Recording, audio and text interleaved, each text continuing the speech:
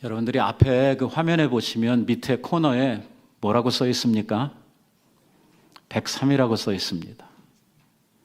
오늘 마태복음 강의 103번째 우리가 설교 말씀을 듣는 것이고요. 오늘이 마태복음 마지막 강의 시간이 되는 것입니다. 우리가 절기를 맞이할 때가 있고 제가 선교 때문에 출타하는 주간들을 빼고 나면 한 2년 반에 걸쳐서 우리가 마태복음을 쭉 함께 같이 공부해 왔던 것입니다. 그 대단원의 막이 이제 오늘 맞춰지게 되는 것이죠. 끝난다는 사실이 중요한 게 아니고 오늘 예수님께서 오셔서 사역하셨던 그 예수님의 이 공생애에 대한 이야기, 오늘 그 마태복음이 담고 있는 전체 이야기의 결론이 바로 오늘 우리가 읽은 이 본문 속에 있기 때문입니다. 오늘 이 말씀 속에 바로 우리가 왜 마태복음을 지금까지 계속해서 공부를 해왔는지에 대해서 우리 예수님께서 마지막 결론을 지어주고 있는 것입니다. 그러니까 지금까지 매주일 함께 말씀을 나누고 생각했던 그 어떤 시간들보다도 오늘 이 마지막 이 시간이 우리들에게 있어서는 더 중요한 이러한 시간이라고 생각해 볼 수가 있는 것입니다. 우리 예수님은 3년 동안 이 공생애 사역을 하시는 동안에 한 번도 팔레스타인 지역을 벗어나서 일을 해보신 적이 없습니다. 예수님의 활동 무대는 이 갈릴리와 사마리아 그리고 유다라고 하는 이 팔레스타인 지역에 국한되었습니다. 예수님께서 사역을 시작하시면서 그런 말씀을 하셨잖아요. 나는 하나님으로부터 이스라엘의 잃어버린 양들을 찾으려고 보냄을 받았다. 이렇게 말씀을 하시고 유대인들을 위한 사역에 집중을 하셨죠. 그래서 예수님은 한 번도 유대인들이 살아가고 있는 이 삶의 지경을 벗어난 적이 없습니다. 무슨 예수님께서 책을 써가지고 세계 만민들에게 당신의 생각이나 어떤 사상 같은 것을 가르치려고 하신 적도 없습니다.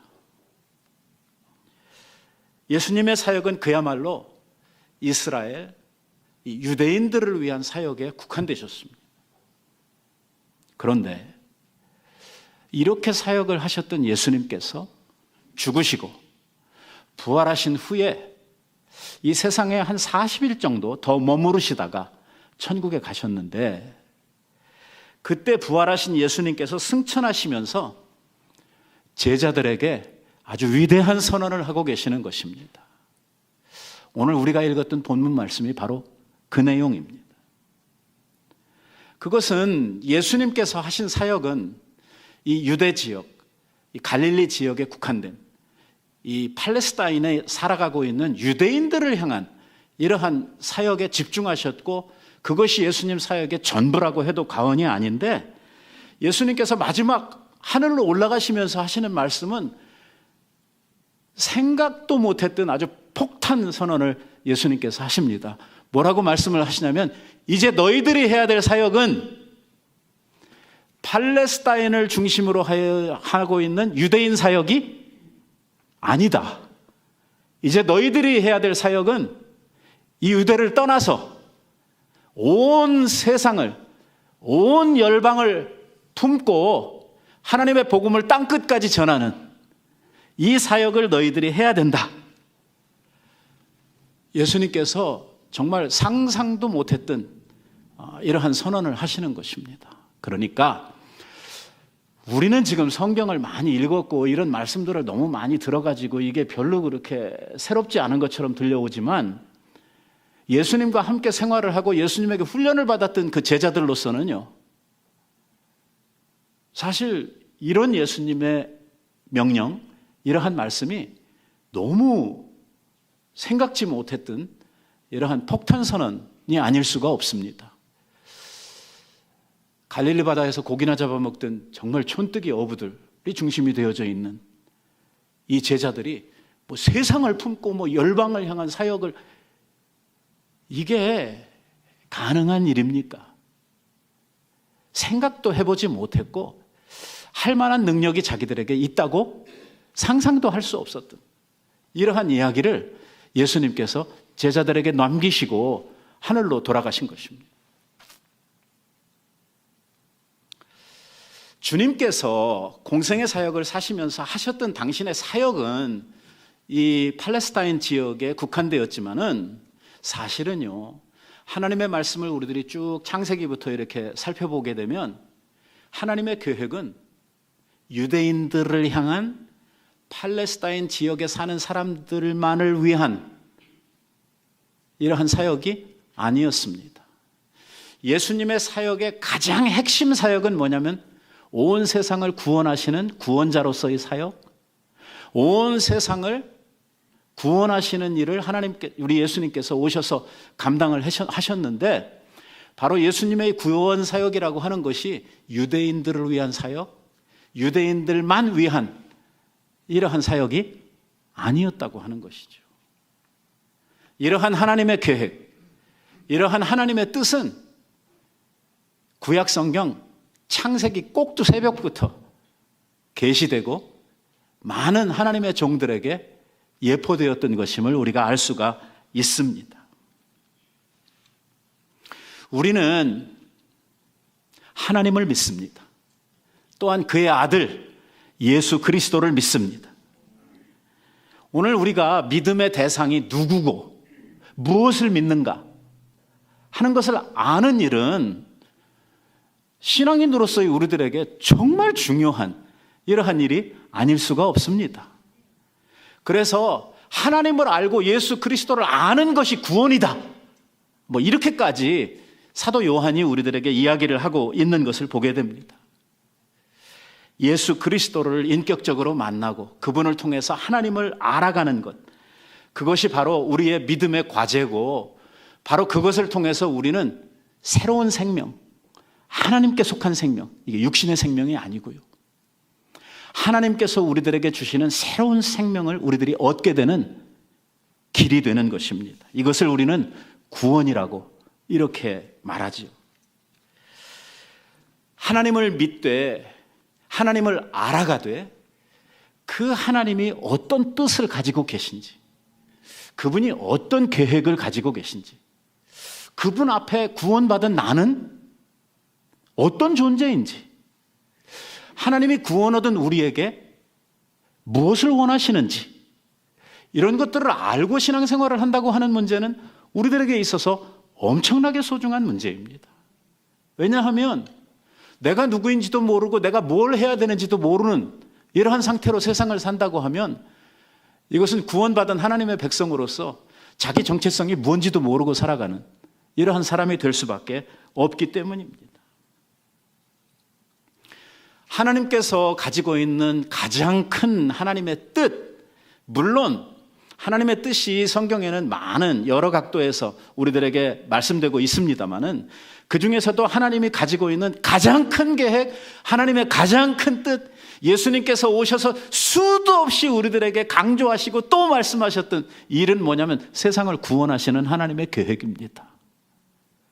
오늘 교회가 존재하고 있는 이유도 바로 거기에 있고, 우리 성도들이 하나님 앞에 구원받은 자로서 가지고 살아가고 있는 우리의 삶의 의미도 바로 거기에 있는 것입니다.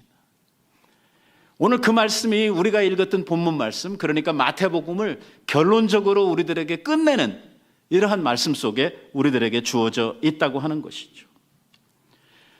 하나님의 구원 계획, 그래서 이 성경을 우리가 부를 때 신학적으로는 뭐냐면 하나님의 구속 역사를 기록한 책이다, 이렇게 말하는 것이죠.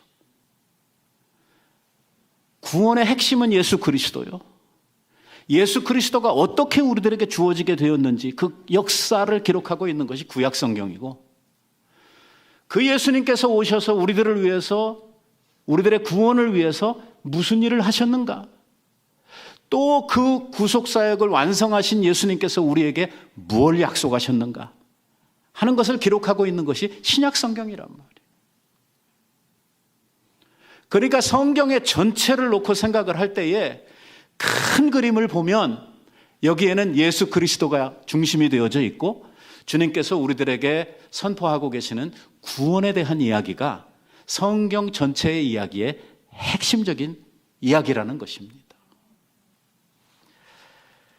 그러면 하나님께서 이 세상을 향해서 이 예수 그리스도를 보내시고 우리들에게 구원 역사를 이루시겠다 작정을 하셨을 때에 오늘 하나님께서 온 세상을 향해서 이루실 하나님의 구원을 우리에게 예비하시고 이것을 이루시기 위해서 어떤 말씀들을 우리들이 하셨는가 하는 것을 우리들이 생각해 볼 필요가 있는 것이죠.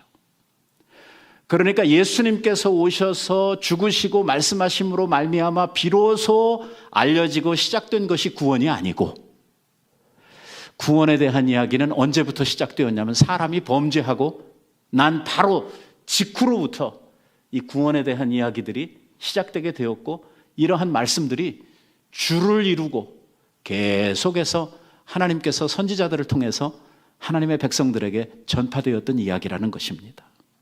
강조하고 싶은 것은 뭐냐면 오늘 하나님께서 하나님의 백성과 연관지어서 하나님의 일들을 이루어가는 데 있어서의 핵심은 뭐냐면 죄인의 구원입니다.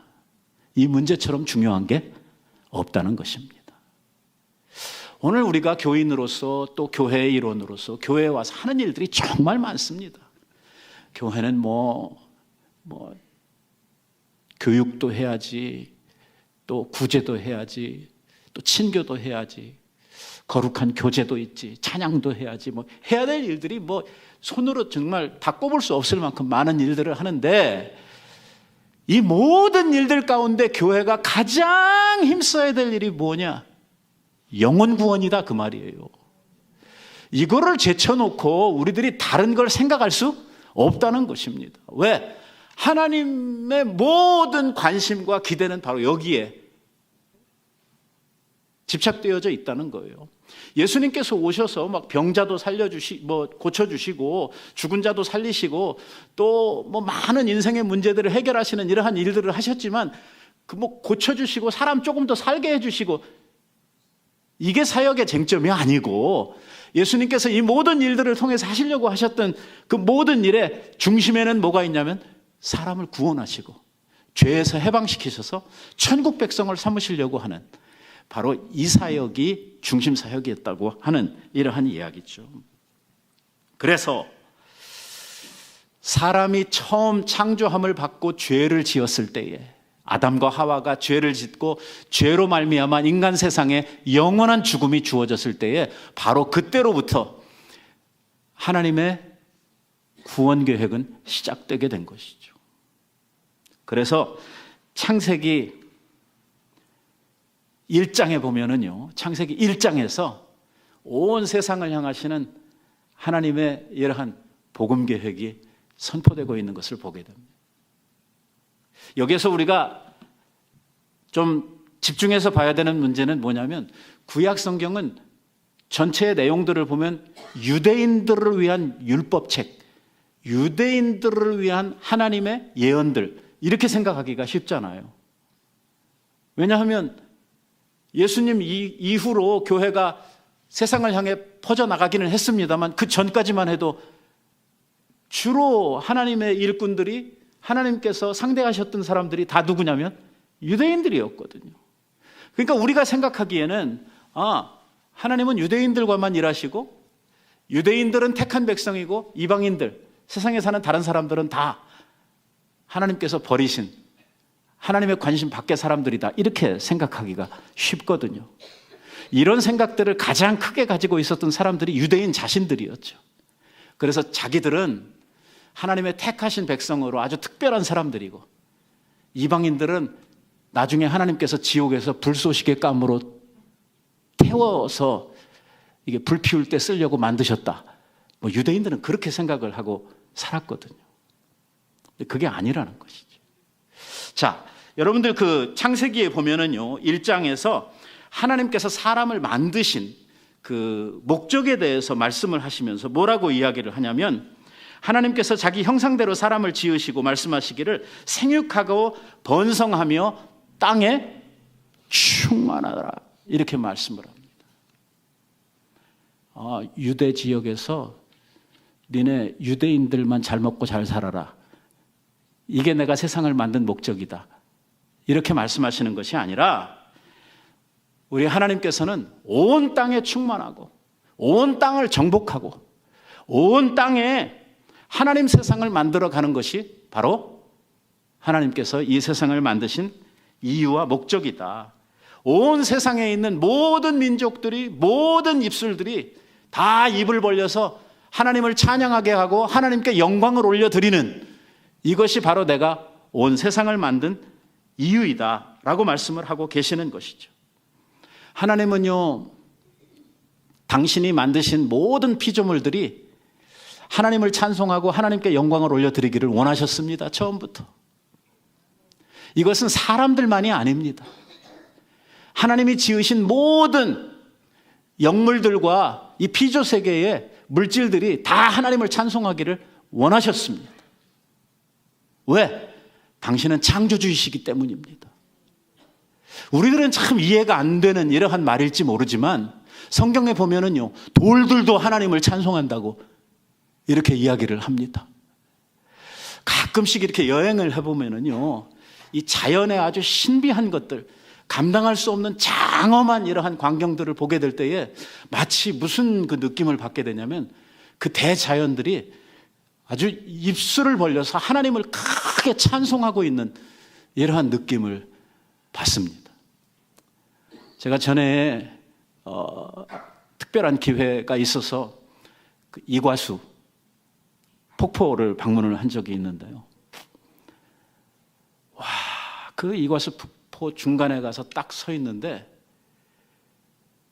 진짜 찬송이 그냥 입에서 속에서부터 그냥 우러나와서 아버지 앞에 올려질 수밖에 없는 이러한 광경이 딱 펼쳐지는, 거기에 완전히 사람이 압도돼 버리는, 주 하나님 지으신 모든 세계, 그 영광을 볼 때에 하나님께 찬송하지 않을 수 없는, 마치 폭포가 하나님 앞에 찬송하는 것 같고 옆에 있는 돌들이, 나무들이 하나님을 찬송하는. 그래서 시편에 보면 그런 표현들이 굉장히 많이 나오잖아요. 온 천하 만물들이 하나님을 찬송하고 있다고 이렇게 말씀을 하고 있는 거예요. 그러니까 사람만 찬송하는 거 아니에요. 이 백성들은 내가 나를 찬송하기 위해서 만들었다 라고 선지자를 통해서 우리에게 말씀하시잖아요. 인간을 만드신 목적에 대해서 이야기를 하고 있는 것이죠. 그게 사람들만 하나님을 찬송하는 것이 아니라 천사들도 하나님을 찬송하죠. 하나님의 지음받은 모든 영적 피조물들을 우리들이 볼 때에 그 모든 피조물들을 통해서 하나님이 영광을 받으시기에 합당하다고, 그렇게 또 찬송을 해야 된다고 이렇게 말씀을 하시고, 심지어는 모든 그 나무들도 돌들도 하나님을 찬송하고 있다고 이렇게 말씀하는 거예요. 그런데 사람이 죄를 지음으로 말미암아 우리가 아둔하여지고, 죄로 말미암아 우리가 오염되고, 우리들의 심령이 타락을 해서 하나님을 알지도 못하고 하나님을 찬송하지도 않고 하나님 앞에 마땅히 돌려드려야 될 영광도 돌려드리지 않고 무지한 자가 되고, 또한 우리들이 감각 없는 사람들이 돼가지고 하나님을 찬송해야 될 우리들의 입술을 가지고 뭘 찬송하냐면 사람이 지은 우상 딴지들을 찬송을 하고 엉뚱한 데 영광을 돌려드리는 이러한 광경을 보시면서 이건 아니라는 것이죠. 그래서 우리들을 깨닫게 하시는 것이죠. 우리들이 원래 지음을 받은 목적이 무엇인가 하는 것을 알게 해주는 것이죠.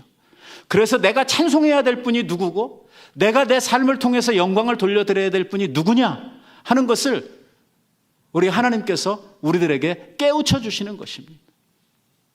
그래서 원래 지음을 받았던 사람의 원래의 상태, 원래의 본분으로 우리들을 돌이키시는 것이죠. 하나님의 형상을 따라 지음을 받았다 그랬는데 죄로 말미암아 그 형상을 잃어버리고 살아가던 어두움 가운데, 죄 가운데에 세상의 멸망의 자식들로, 하나님의 진노의 자녀들로 살아가던 우리들을 우리 주님께서 복음으로 새롭게 하시고 예수 그리스도의 피로 씻으셔서 우리들로 하여금 하나님의 영광의 자녀들로 하나님의 형상을 회복해가는 이러한 사람들로 우리를 바꾸어가고 계신다는 거예요. 그를 통해서 원래 우리가 지음을 받았던 본분들을 다 할 수 있도록 하나님을 정말 우리의 마음을 다해서 찬송하고 진정한 영광을 아버지 앞에 돌려드릴 수 있는 이 일을 할 수 있도록 하시는 것이 하나님이 우리들을 향해 가지신 큰 계획이라고 하는 것입니다. 아브라함을 부르시던 장면 여러분들 잘 알고 계시죠? 갈대아 우르에서 자기 아버지가 뭐 하던 사람이냐면 우상들 만들어 가지고 그거 장사하고 먹고 살던 사람이거든요. 진짜 하나님께서 선택을 해도 좀 너무 선택을 파격적으로 하셨다 하는 생각이 들어요. 그냥 보통 사람들 가운데 하나 뽑질 않으시고 우상 장사해 먹고 살던 그 데라의 아들 중에 하나를 선택하셔서 믿음의 조상으로 삼는다? 이게 진짜 우리가 정상적인 생각과 머리로는 이해하기 힘든 이러한 선택이잖아요.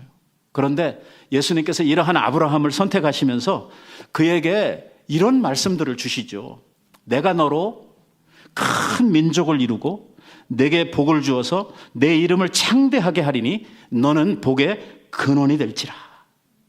너를 축복하는 자를 내가 복을 내리고 너를 저주하는 자를 내가 저주하리니 이 땅에, 이 말이 중요하죠. 아브라함의 후손이라고 하는 유대인들만이 아니라 이 땅에 있는 모든 족속이 너로 인하여 복을 얻을 것이다. 아브라함의 후사가 되는 자들은 유대인이든 이방인이든 상관없이 그가 어떤 피를 가지고 어디에서 태어났든 상관없이 아브라함의 믿음의 유산을 가지고 하나님께 나오는 자들은 다 아브라함의 복을 얻게 될 거라는 거예요. 하나님의 선택 가운데 하나님의 자녀가 되는 권세를 하나님께서 주시겠다. 이게요 아브라함의 언약의 핵심이에요. 그러니 구약 이 창세기 꼭두 새벽부터 뭘 이야기하고 있냐면 온 세상을 향하신 하나님의 구원을 선포하고 있는 이러한 말씀이죠.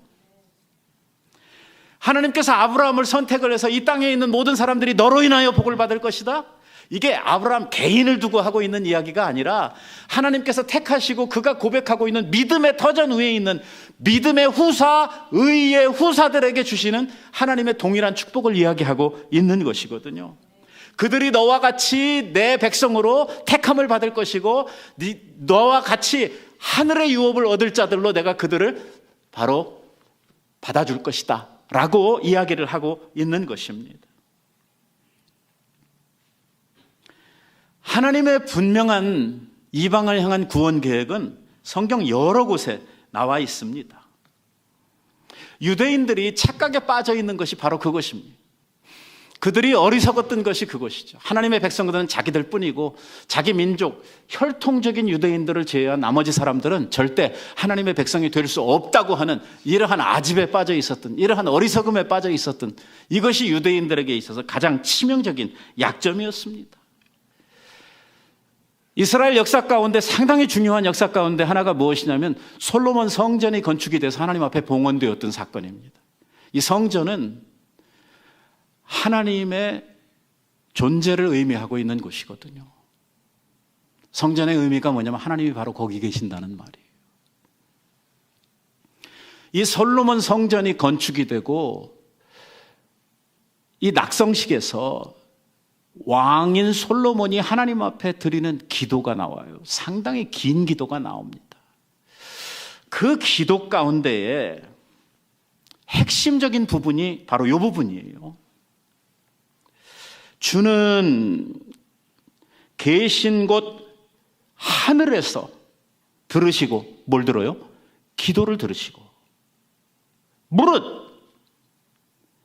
이방인들이 주께 부르짖는 대로 이루사 땅의 만민들로 하여금 주의 이름을 알고 주의 백성 이스라엘처럼 하나님을 경외하게 하옵소서. 이게 솔로몬이 드렸던 이게 낙성식의 기도의 내용이에요. 그 당시의 정황에서 볼 때에 이게 생각이나 할 수 있는 이러한 내용입니까? 왜? 유대인들은 자기들만 아브라함의 혈통을 이어받은 자기들만 유대인들이고 이방인들은 다 하나님께서 멸망을 위해서 예비하셨던 사람들이라고 이렇게 생각하고 있는 상황 속에서 성전 지어놓고 기도하면서 이 성전이 바로 이방인들이 하나님 앞에 기도하면 하나님께서 이곳에서 들으시고 그들의 기도를 응답하실 뿐만 아니라 그들에게 구원을 선포하는 이러한 장소가 되게 해달라, 이렇게 기도를 한 거예요. 이게 뭐 알고 했는지 모르고 했는지 모르겠어요. 아무튼 이런 기도를 드렸다는 거거든요. 그러고 보면 성전이 처음 지어져서 봉헌되었던 이 사건을 통해서도 성전의 기능이 어디에 있느냐? 바로 이방을 향한 구원에 있다고 하는 사실을 지금 솔로몬이 기도 가운데에서 선포하고 있는 것입니다. 그 내용 가운데요, 그 기도의 내용 가운데 이러한 부분도 나와요. 주의 백성 이스라엘에게 속하지 않은 이방인들에게 대해서도 저희가 주의 큰 이름과 능하신 손과 펴신 팔을 위하여 먼 지방에서 와서 이 전을 향하여 기도하거든 주는 계신 곳 하늘에서 들으시고 무릇 이 이방인들이 주께 부르짖는 대로 이루사 땅의 모든 만민들로 주의 이름을 알고 주의 백성 이스라엘처럼 경외하게 하옵시며 또 내가 건축한 이 전을 주의 이름으로 일컫는 줄을 알게 하옵소서 라고 기도를 했어요. 참 놀라운 일 아닙니까? 요나서에 와서 보면은요, 하나님의 이러한 구원 계획은 더 확실해집니다. 요나가 주님으로부터 명을 받고 니느웨, 이 아수르를 향해서 복음을 전하라고 하는 하나님의 명을 받습니다. 처음에 요나가 하나님의 이런 명령을 수용했습니까? 알아들었습니까? 몰랐어요. 이방인들에게 복음을 전하는 거, 이게 있을 수 있는 일입니까? 없습니까? 없어요. 요나의 생각으로는 이거는요, 나라를 배신하는 이러한 일일 뿐만 아니라 하나님의 일꾼, 하나님의 종, 선지자로서 도저히 용납할 수 없는 일이에요. 왜? 어떻게 하나님의 말씀을 하나님의 백성 아닌 이방인들에게 전하냔 말이에요. 특히 이 아수르 사람들은 종종 와가지고 이스라엘 백성들을 엄청 괴롭혔던 이 왼수 같은 나라거든요. 세상에 있는 모든 열방 가운데서 제일 먼저 망해야 되는 놈들이 누구냐면 이 아수르란 말이에요. 근데 거기 가가지고 복음을 전하라는 거예요. 그 백성들이 멸망이 코앞에 왔으니까 이 복음을 전해서 그들이 회개하고 구원을 얻으라고 이 복음을 전하라는 거예요. 요나가 이 말씀을 받아들일 수가 없었죠. 그래서 머리를 좀 씁니다. 항상 여기가 문제지만 말입니다. 하나님이 뭐라고 말씀하셨습니까? 40일이 지나도 그 성이 회개하지 아니하면 그 성이 멸망을 받을 것이다. 이게 시한부 종말이 그들에게 주어졌거든요. 요나가 머리를 쓴 데가 바로 여기예요. 그러니까 내가 40일 동안만 잘 숨어 있으면 이 성은 어떻게 된다? 멸망이 당한다. 하나님이 말씀하셨으니 그대로 될 것이다. 그래서 가서 숨는 거예요. 그래서 어디로 가냐면 니느웨 반대쪽으로 도망을 가는 거예요. 왜? 하나님이 못 찾으라고.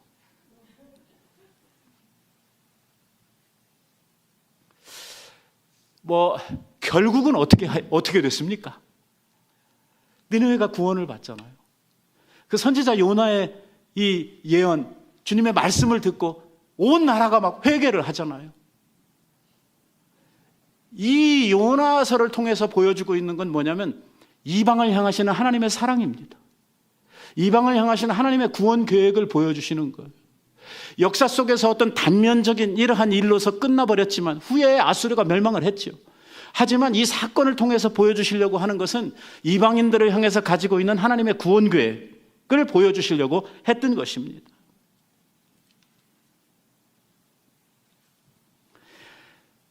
부활하신 예수님께서 예수님의 제자로 뽑았던 11제자에게 이 말씀을 하시는 거예요. 뭐냐? 하나님의 계획은 이거라는 거예요. 이 세상이 시작했던 그 창조로부터 시대를 따라서 지금에 오기까지 하나님이 가지고 계시는 하나님의 계획은 뭐냐면 온 열방, 온 민족, 온 땅으로 하여금 하나님께 돌아오고 하나님의 구원을 알게 하는 일이라고 말씀하고 있는 거예요. 그러면서 너희는 지금부터 내가 하는 말을 들어라. 너희는 이제 유대, 내가 일했던 것처럼 요 유대, 사마리아, 갈릴리 여기서만 복음을 전할 게 아니고 너희는 가라는 것입니다. 너희는 가서 모든 족속, 온 세상으로 하여금 주의 제자를 삼고 만들라는 것입니다. 그리고 그들에게 아버지와 아들과 성령의 이름으로 세례를 주고 내가 너희에게 분부했던 이 복음 사역에 대한 것을 가르쳐 지키게 하라는 것입니다. 만약에 이 일을 너희들이 감당을 한다고 하면 내가 하늘과 땅의 모든 권세를 너희에게 주겠다는 거예요. 여러분, 이 부분이 참 답답한 부분이에요. 오늘날 교회가 왜 이렇게 이 맥을 못 쓰고 왜 이렇게 교회들이 이렇게 이름값 못하고 있는가? 이유는 뭐냐면 이걸 안 하기 때문에 그러는 거예요. 뭐 해야 돼요? 주님이 명하신 요거 해야 되는 거예요. 모든 족속으로 하나님의 제자들을 삼는 이 일을 할 때에 하나님께서 이러한 사람들에게 뭘 주시냐면 하늘과 땅에 있는 모든 권세를 부어주신단 말이에요. 이거 안 하니까 아무것도 못 받는 거예요. 교회가 쓸데없는 짓을 하니까 하나님께서 관심이 없어지는 거예요. 우리가 하나님의 일을 해야, 우리가 하나님을 위해서 뭔가 움직이고 활동할 때에 하나님께서 이러한 우리들을 주목해 보시고 우리들에게 필요한 이 복음 사역을 위한, 이 구원을 위한 일들을 해갈 때에 그러한 우리들에게 이 일을 하라고 하늘의 권세를 주시는 거예요. 예수님께서 이 세상에 오셔서 만약에 딴짓 하셨다고 하면 하나님께서 예수님의 사역에 함께 해주실 리가 없어요. 예수님께서 뭐에 집중하셨냐면 예수님은 그저 오셔서 3년의 공생애를 사시는 동안 이 구원 사역, 하나님의 나라에 대한 선포하는 이 일, 요거에 집중하셨단 말이에요. 그러니까 하나님의 권세와 능력이 이 아들인 예수 그리스도께 날마다 폭포수와 같이 부어지는 거예요. 그러니까 그분이 말씀하시면 안 되는 게 없는 거예요. 그냥 가만히 서 있기만 해도 그 능력이 사람들에게 흘러가도록 되어져 있었던 것이죠. 오늘 교회가 능력을 회복하는 일은 바로 여기에 있습니다. 이건 하나님의 약속이잖아요. 예수님께서 제자들에게, 남겨진 제자들에게 그 이야기를 하신 거 아닙니까? 내가 하늘과 땅에 있는 모든 권세를 너희에게 주겠다.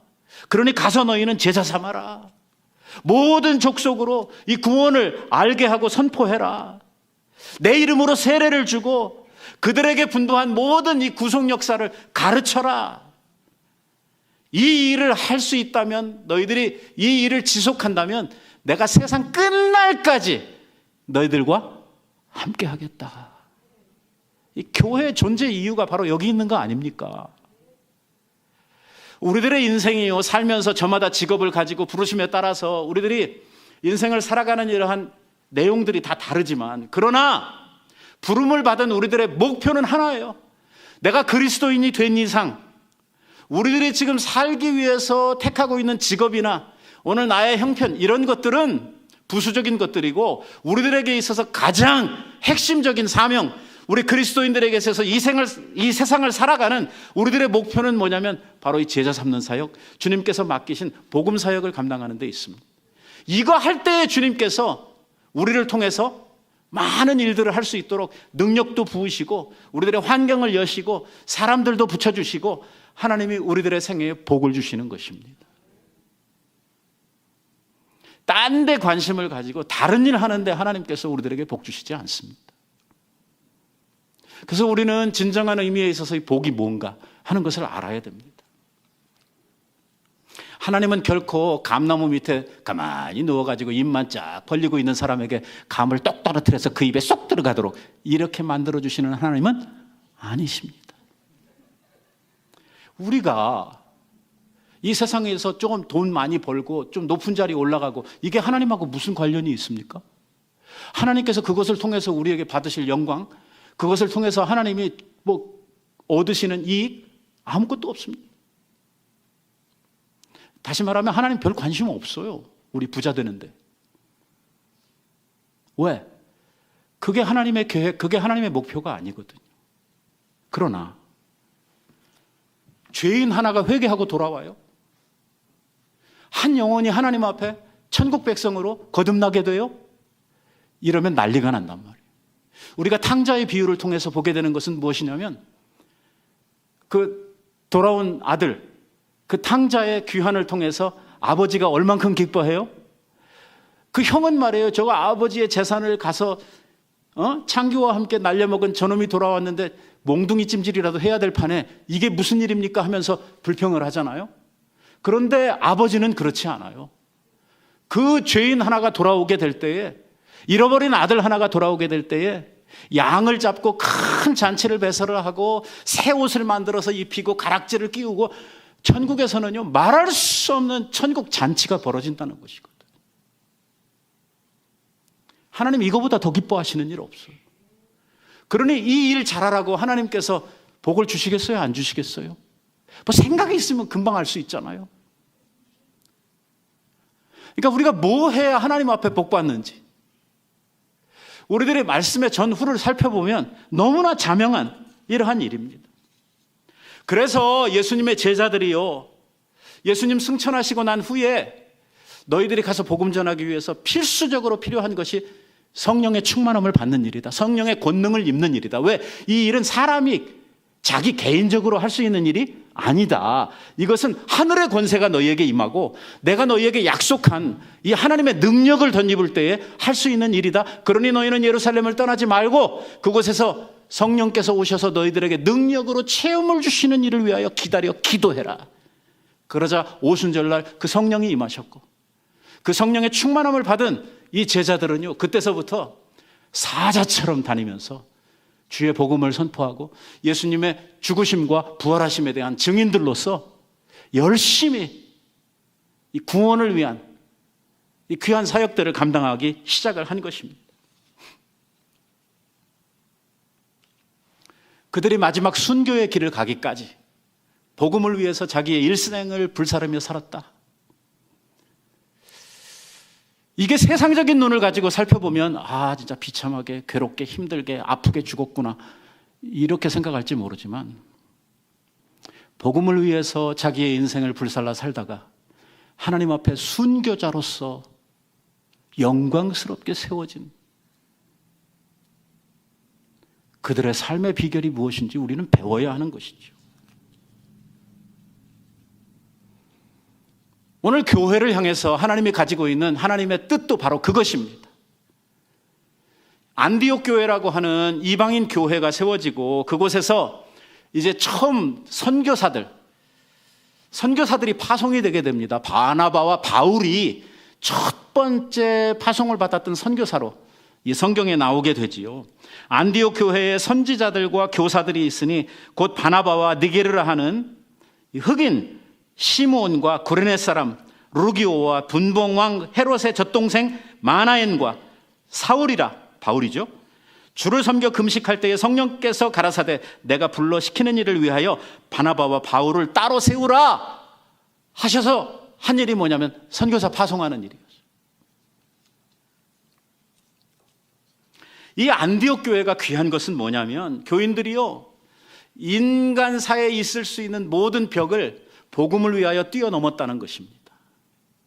우리 교회에 이런 게 필요한 것입니다. 이런 영성이 필요하다고요.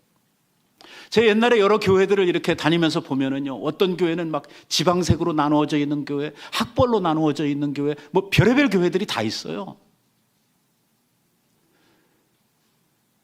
진짜 우리 교회는 너무너무 감사한 게 지방세가 없어서 너무 감사해요. 어떤 교회 가면은요, 전라도 교회, 경상도 교회, 뭐 이렇게 끼리끼리 이렇게 모여가지고 색깔이 이상하게 있는, 저희 아버지가 미국에 처음 와가지고 목회를 하셨던 교회가요, 그때 제가 1980년 2월 달에 미국에 처음 왔는데 그때 교회를 가서 발견한 게 뭐냐면 그 교회 교인이 한 100명 정도 되는데요. 그 100명이 서울대, 연대, 고대, 이대 숙대생이에요. 싹! 그리고 한양대, 한양공대 출신 집사님이 한 분 계셨어요. 완전 왕따예요. 그러다 결국 그분도 쫓겨나셨어요. 이 남의 얘기 아니에요. 안디옥 교회를 보세요. 여기에 나오는 사람들을 한번 가만히 보시라고요. 일단 인종의 벽이 무너졌어요. 여기에 보면 흑인들도 나오고 백인들도 나오고 이렇게 막 인종들이 다 따로따로 이렇게 나와요. 여기에 보면 왕족도 나오고 노예 출신의 지도자도 나와요. 이러한 사람들이 한 교회의 지도자로 다 용납될 수 있었던 이러한 복음을 위해서 모든 것을 수용하고 뛰어넘을 수 있는 이러한 교회였단 말이에요. 다시 말하면 복음을 위해서 아무것도 중요하지 않았던 교회예요. 그러니 하나님이 복을 주시는 거. 우리 교회가 이 마지막 시대에 본받아야 하는 영성이 바로 거기에 있다고 생각을 합니다. 우리는 복음을 위하여 하나 되고 복음을 위해서는 우리가 뛰어넘지 못할 이러할 인생의 벽이 없다고 우리가 이해하고 이야기할 수 있어야 하는 것입니다. 멀리 보는 새가 많은 것을 얻을 수 있는 것처럼 오늘 우리는요, 이 구원 사역을 위해서 온 열방을 멀리 바라볼 수 있는 시야를 가져야 합니다. 우물한 개구리가 되어서는 안 됩니다. 오늘도 이 시대를 향하시는 하나님의 눈이 어디에 있는지 그것을 분별할 수 있어야 합니다. 하나님께서 어느 곳에 복음의 문을 여시고 있고 하나님께서 어디에 복음의 문을 닫고 계신지 이러한 것들을 읽어낼 수 있는 분별력이 우리들에게 필요합니다.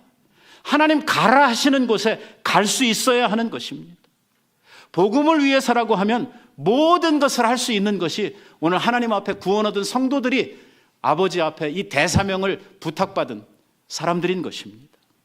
요한 웨슬레가 뭐라고 했습니까? 세계는 나의 교구다. 내가 일해야 될 일터다. 이렇게 선포를 했어요. 존 낙스는요, 메리 여왕 앞에서 이 스코틀랜드를 저에게 주십시오. 아니면 죽음을 주십시오.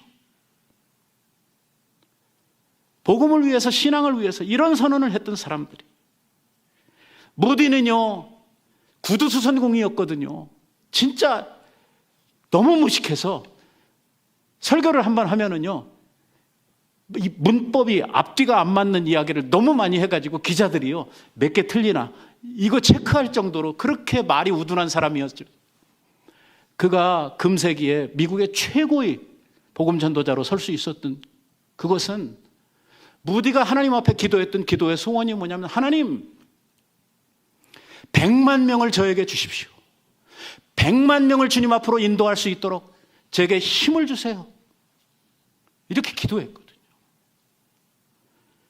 여러분들은 오늘 무슨 기도를 드리고 계십니까?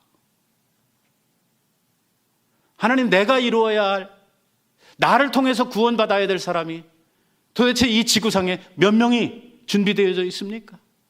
하나님, 내가 죽기 전에 몇 명을 주님 앞에 인도할 수 있도록 내게 능력 주십시오. 힘 주십시오. 이것이 오늘 우리들이 구원받은 자로서 주님 앞에 주의 제자로 부름을 받은 하나님의 백성으로서 감당해야 할 일인 줄로 믿습니다.